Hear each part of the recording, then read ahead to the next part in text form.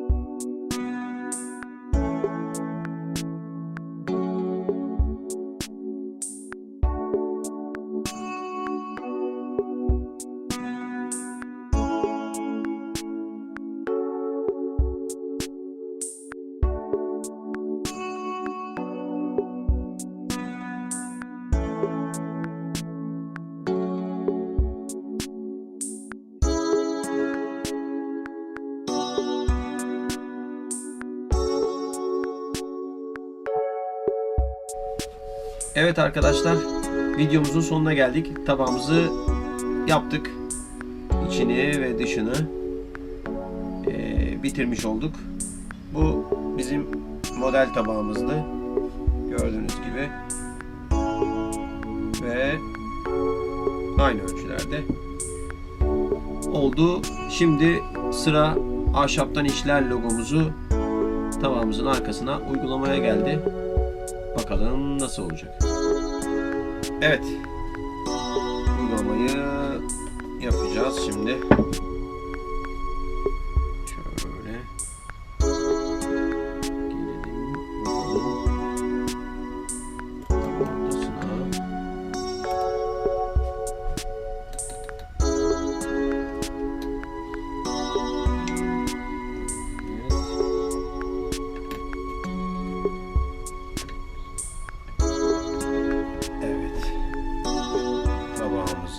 Şöyle gösterelim. Ahşaptan İşler logomuz da yapıldı. Evet. Videomuzun sonuna geldiğimizi söylemiştim. Ahşaptan İşler YouTube kanalını takip etmeyi, beğenmeyi, abone olmayı ve like atmayı unutmayın. Değişik projelerde yeniden bir arada olmak dileğiyle. Hoşça kalın.